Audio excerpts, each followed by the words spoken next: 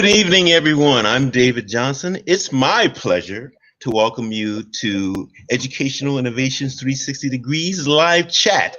And we have a special guest with us tonight, Mario Jackson, EDD. Mario, where are you in the world? Hey, David. Thanks so much for welcoming me to your platform. I am in the beautiful island of Puerto Rico. Puerto Rico. What took you to Puerto Rico? The sun. I was fed up with those East Coast winters, not seeing the sun for 4 to 6 months out of the year. Just was not cutting it for me. I am a beach person by birth. I grew up in a small town near Myrtle Beach, South Carolina. So I've always been by water my entire life. And I knew that if I was going to continue to survive and thrive, I needed to get back to the water. And Puerto Rico was the perfect place for me to do that. Well, you even say Puerto Rico correctly. Do you speak Spanish? Estoy aprendiendo español. Todavía tengo muchas practicar con mi español. Well, I am impressed. Wonderful, wonderful. Well, sir, our topic today is cultivating self-coaching, an equitable approach to student success. But before we start, how about if we talk a little bit about your background, your business, the services you offer, and the things that you can do for the world? Sure. I'll start by telling you a little bit about my background. I'm a veteran educator. More years than I would like to admit of working in higher education on both sides of the podium as a classroom faculty member, an instructor, as well as an administrator. I've worked for a couple of really big colleges. I've worked for the City College of Chicago system for a couple of years in the adult education program. And I've also worked for a major for-profit institution that you probably are familiar with their commercials on TV. I'll just say Queen Latifah was one of the spokespersons. Oh, great. So you're a dedicated educator. I am dedicated to student success. I have always had a place in my heart for helping people, but helping students learn and achieve their goals is one of the things that I'm very passionate about. Education has the ability to change people's lives and change it for the better. So I've always, as an administrator, worked with faculty to come to an understanding about really embracing that value that we are in a position to change students' lives for the better. And how do we actually engage them in that process so that they begin to embrace that value as well? Well, that sounds like your why. So if I were to ask you, Mario, why do you get up in the morning? What's your answer?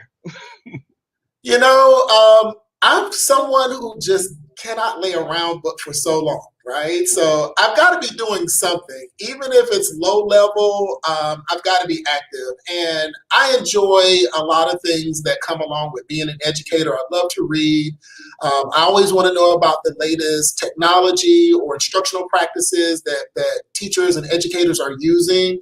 And also to stay abreast of a lot of the policies that are impacting how educators serve students and the way that we can really move the needle in making sure that they get the education that they need to go out and earn a family-sustaining wage and to achieve their professional goals. Move the needle. That's a good term. Well, our topic tonight is cultivating self-coaching, an equitable approach to student success. I should mention that Educational Innovations 360 Degrees is the brainchild of Cassandra Williams. Cassandra and I met in LinkedIn, and she has great expertise in e-learning. And gosh, I tell you, if you have any question or any work you need regarding e-learning, contact Cassandra Williams, and you can find her in LinkedIn as well. And I see, Mario, you have some expertise in online learning as well. Yes, I have seen distance education, remote learning, e-learning, online learning, all of it. You can see kind of the progression of terminology and nomenclature over the years change so rapidly. I started teaching online when you had to do HTML coding for everything, right? That was a skill to learn within itself. And now we have arrived at a point on the continuum of the evolution of online learning where it is what you have to do until our situation with the pandemic changes. Yes, yeah. Do you have any tips that an educator could use regarding online learning or distance education? You know, it's the same advice I give to students, is that you have to give yourself permission and space to grow and learn. I know, speaking for myself personally, I'm that kind of person that wants to get stuff right the first go around. I don't like repeating the same things over and over, but unfortunately, that's just not how learning works, unless you're a genius. So, yeah. so my advice would be to, you know, step back when things are not going the way that you want them to go, and just think about what your process is and how to improve your process. And you can't compare yourself to A and B or John and Joe or whomever, but you got to, you know, think about what it is that you can do differently to get through or get over the challenge that you're experiencing in online learning. Mario, thank you. Those are some good tips that students could use. Well, let's get into our conversation for this evening. We have 3 topics. How do we cultivate student success? What information can we use to have an effective self-coaching session? And the last topic is, how can we successfully support students in equitable approaches? Let's start right at the top. How do we cultivate student success? So let me first just kind of level set for our listeners here about what I'm talking about when I say self-coaching. So coaching has become a very popular term and profession recently, and you've got all kinds of different coaches, from life coaches to weight loss coaches to business coaches. Anyone can pretty much call themselves a coach right now. But what I'm talking about is really helping students to develop the skills that they need, that helps them really understand their creative process, and it inspires them to really leverage their professional and personal potential. So how I connect that to student success is in a couple of different ways, right? So the first thing is that I think that when we are imagining the benefits of coaching, one of the things that I believe self-coaching can help students with is to develop their problem-solving skills. Now, if you've been in education for any longer than a year, you know that problem solving is something that you always come back to. How do you teach it? How do you get students to develop it? And how do you nurture that so that you expand the circle of influence or ability in students' ability to solve problems? I think that teaching students how to self-coach is one of the paths to get students really prepared to solve problems inside of the classroom as well as outside of the classroom.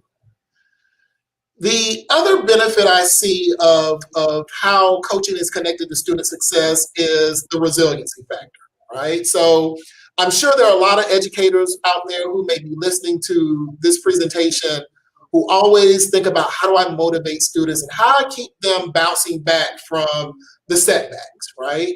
They didn't get the grade they wanted on the test, or, you know, they were disappointed in their performance on some particular task. When we think about the ability to self-coach, to really dig into the inner thoughts and feelings that you're experiencing and figure out how to manage them in a way so that that logical path of a thought leading to a feeling and an action actually produces the outcome that the student wants, right? So just to step back here for a minute, I know I might be getting a little touchy-feely for you, David, but we, as students, we kind of fall into a thought pattern of confusing our ability with our potential, right? So I'm not a great math student, right? Math was never my greatest subject in school, but it was something I had to work at in order to improve. It wasn't because I didn't have the potential to be good at math. It was the thoughts that I was having about my abilities in math, right? So I think that when you teach students how to get in there and unpack all that noise that's going on in their heads, you can help them not only improve the problem solving, but as well as the resiliency. So they get hit by a problem, they bounce back for it, and they're ready to go to the next. And I think that leads to the third point, or the third benefit of coaching, is that by going through this process of learning these skills that really inspire you to maximize your fullest learning potential, you have the ability to improve your self-confidence, thereby improving your self-efficacy. Building that I can spirit and promoting that in a way that it makes sense to the individual learner, and that the educators around them are understanding a little bit about their process more deeply because they've tapped into some of those self-coaching abilities. Right. Now, Mario, you said a lot of good things there, and I'd like to go back if you don't mind. Sure. You mentioned the word resilience, and then you spoke about coaching. You know that this year, 2020, 2021, and even right through to fall of the next school year, 2021, 2022, students have experienced a difficult year. They're not, I hear so many students say, well, I didn't have a graduation. I didn't have a prom. I'm not playing sports. I'm not doing the things that one would expect to do when in school. And the experts are saying that young people are in a difficult strait regarding their psychological health, their mental health. Absolutely. How would coaching and how would resiliency help such students? So that's an excellent question, right? And I do just want to give a disclaimer that I'm not talking about positive self-affirmations and telling yourself you can do it, right? I'm talking about the real nitty-gritty work of identifying thoughts that are not serving students well, right? So this is an internal process that we're talking about. So to your point of how does self-coaching address some of these challenges? Well, there are a couple of different ways, right? So the first is, how is this thought of, I didn't have a great year last year, I kind of struggled. What does that mean for your present experience, right? Because even through this pandemic, we still had to go on with life. Right? It felt like we were on pause, but stuff was still going, right? I'm sure folks were still getting bills in the mail that they had to pay, right? So when you're digging down into helping students develop the skills to really attack, in a sense, those thoughts that are not serving them well, you're setting them up for the rest of that process to produce an outcome of resiliency.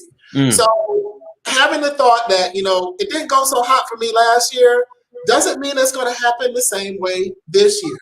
So just that tiny shift really opens the door to allow some light to come in, to think about what can I do differently to shape my experience. And I believe that's where you really start building that resiliency muscle. And what you could take from this experience into the next experience and grow from it.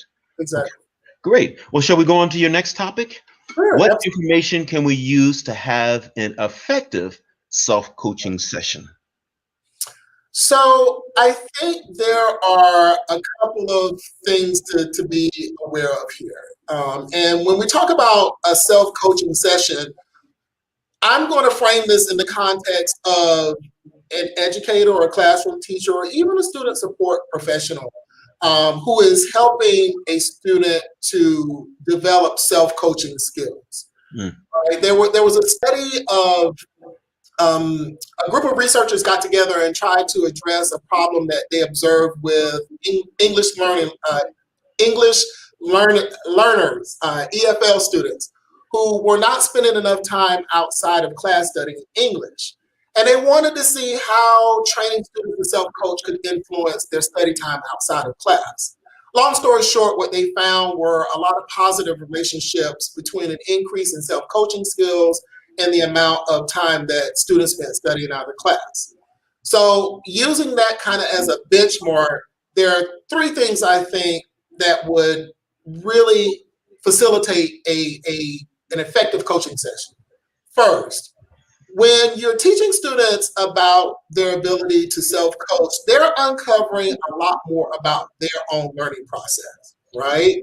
So I'm sure if you ask the student at any given point, what's the best way that they learn, they will come back to you and they'll tell you, oh, I like to see things on paper, or, oh, I'm an auditory learner. But we're not talking about learning styles. We're talking about you understanding your learning curve when you have to start at zero, right? So this is a brand new skill you've never encountered before, brand new task, and you've got to get from point A to point Z. What's your process? All right, so that's how we dig into helping students really discover who they are as a learner and being able to leverage that to their advantage. Mm-hmm. The second piece that I talked about of an effective coaching, self-coaching session is that students become more aware of those thoughts, feelings, or even actions that they're engaging in that are holding them back from getting the results that they want, right? So if a student understands that I got a C on an assignment and spending a whole week wallowing around in self-pity, throwing myself, this pity party is keeping me from going on to the next assignment and doing a better job, then you begin to uncover what those patterns are individually as a student that you need to be on the lookout for. Because that thought is going to lead to a certain feeling that's going to cause you to behave in a certain way. So we want to be able to modify the behavior using that logical path. And you can start anywhere on the continuum. You can start with the feeling, you can start with the thought or the behavior.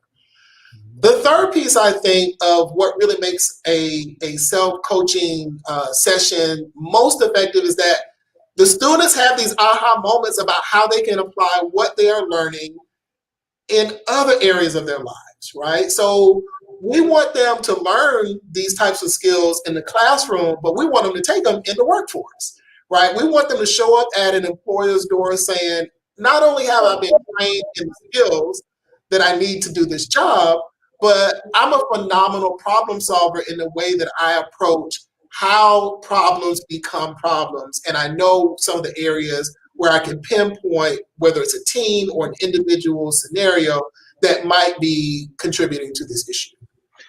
That's very, very interesting what you said. And you saw I took some notes.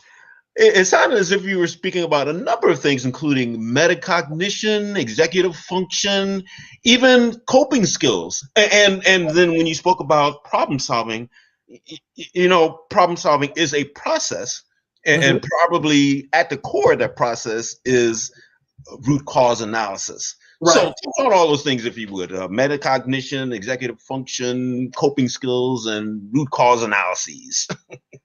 Yeah, so I think that in the context of teaching a student this, you scaffold this, of course, right? You begin to point out and identify what they are actually doing as they're going through it and getting more experience with it. But I think at the very early stages of teaching this type of skill to a student, you just let them go through the process, right? Oh, okay. A lot of the discovery has to be self-discovery. And if the student has the facility to kind of name those terms, then great. But if not, that's why educators are we study a long time to do what we're doing. And our role is to really point that out as they're going through that process. So we're the facilitators of the process, but the journey is really up to them to hone those skills. We're just kind of showing them where things live and how they can access it when they need it. Mm-hmm. Because ultimately, we want students to be self-sufficient. Of course. We really want them to become independent learners. Right? Yes, absolutely.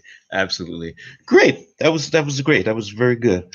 Another thought that came to mind as you spoke was naming it. Earlier, we were speaking about naming things because it in a way, makes it tangible. And by making it tangible, allows you to examine it in a different way than if it were not named and were some type of nebulous thought that didn't have a rooted home.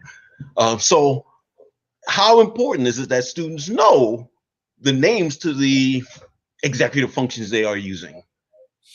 Well, I think it does play a role, right? So if we think about how this might look with a teacher actually trying to guide students through developing self-coaching skills, the first thing they need to do is just to model the skills, right? So in modeling that logical path from thought, feeling to behavior, and behind that there's an equal sign and outcome, right? They have the opportunity there to kind of highlight some things that are happening as you work through the thought process, right? So in that respect, I think there's an opportunity for faculty and teachers to be very hands-on in demonstrating and calling out the things that are happening so that the student gets a better or a deeper understanding of what they are actually experiencing. Mm-hmm. Now, the goal is that you want them to be able, the student to be able at some point to call it out on their own. But I think at the very initial stages, you have to get faculty or instructors to model it. Now, if you arrive at the point where the students are calling the things out and naming the thing is the thing, then now you have the opportunity to reinforce that. So now you've got that deeper level of metacognition where you can really get the student to start analyzing and really, speculating and hypothesizing situations that they may encounter in the future that are similar to what they're working on in that particular context, right?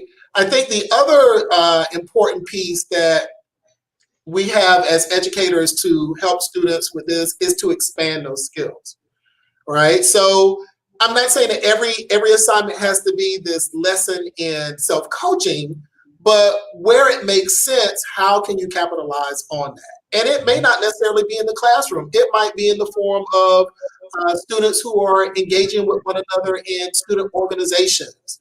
Or maybe there's some type of group project that they're working on, and everybody hates group projects, I know, but I think this is a great overlay to start thinking about what's happening behind the scenes in group and team interactions.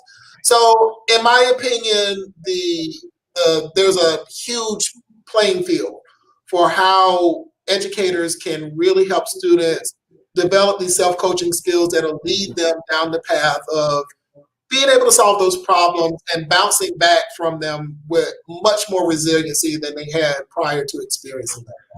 Now, earlier you spoke about modeling. How could teachers model self-coaching for students? That's a great question. And I think that it starts a little bit with the relationship, right? Because not all students are going to be open to you kind of digging around in their heads. But I think that if there is a willingness on both the part of the teacher and the student to engage in this type of discourse, then you can have an opportunity where the instructor would present a little bit about what they're going to try to accomplish with them through a didactic conversation or some type of written exercise. It could be reflective or journaling. And let them kind of walk them through what the stages of the process are. I think that's the safest way to start, and then continue repeating that until you start seeing the student take ownership of it, right? And it may come in very small steps. Maybe the student is only able to recognize, I've got a poor outcome, it's not what I desired, how do I change it? But the door is now open to have a conversation in which a faculty or a teacher could actually model some of those skills. And what are those stages? So I think in the first stage, it's really just about an introduction to the process, right? So planting the seed, if you will. And that can be done a couple of different ways. A student can read a little bit about this concept of thought work, which is really the basis of self-coaching. And there's lots of literature out there in the field, in the research about, how to manage thoughts, and psychology calls it something, counseling calls it something different, but it's pretty much the same concept.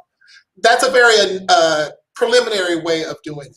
But when there is an opportunity to have a deeper bonding or a deeper interaction with a student, you can lead them down this path, right? Hey, Dr. Johnson, I don't have my homework today. Can you cut me a break, right? So that's an opportunity to just kind of walk back to what was going on, like what happened. Because we ask those questions, right?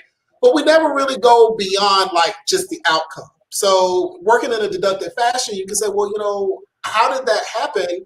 What led you to not being able to do it? And if in any point that student starts talking about things like self-doubt or it was just too hard, I didn't understand. That's where you're going to work on changing the thoughts. Got it. Very good. Very good. All right, sir. How about our last question here? How can we successfully support students in equitable approaches? So equity is a very important topic right now, and I think anyone who might be listening to this conversation, you can just throw a rock anywhere and you're going to land on DEI. You know, it's where we are right now, and that's not a bad thing. Don't get me wrong. When we talk about equity, I think it's really important to level set what that definition means, right? Because there's equality, meaning that we treat every student like they're the same. But when we talk about equity, we want to ensure that every student has the support that they need to be successful.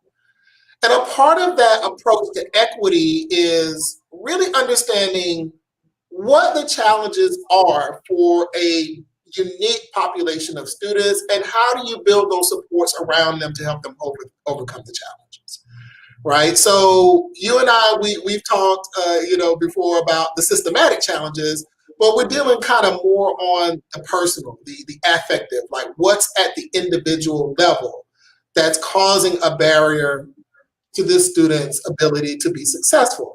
Some of that is external factors about the environment, SES or, social emotional support. But I believe that some of it does lie within the individual about just their sheer ability to believe that they have the capacity to go upon their educational journey and be successful, right? So when we think about how you link self-coaching and equity together, we're really trying to make sure that you're starting at that very fundamental level of the student within themselves to start pulling back or just undressing, if you will, some of their own stuff that's holding them. Okay. And again, just those negative thought patterns, those faulty thought patterns that are holding them back from really exploring their fullest potential. But on a more a broader scale, when I think about how this may be beneficial to education as a whole, I think there are a couple of areas where teaching students self-coaching can have some benefits. First, I think that one of the areas you could approach with this is our DevEd and remedial education work, right? We know that far too many students who are graduating from high school and going into college, especially for our Black and Brown students, are placing into developmental and remedial classes. And the research already tells us like it's purgatory, right? It's educational purgatory. Students can't get out of it. And there have been lots of interesting studies about different approaches and techniques and tactics that you can use to advance these students, but no one's looking at how do you get them out of the mindset of developmental education, right?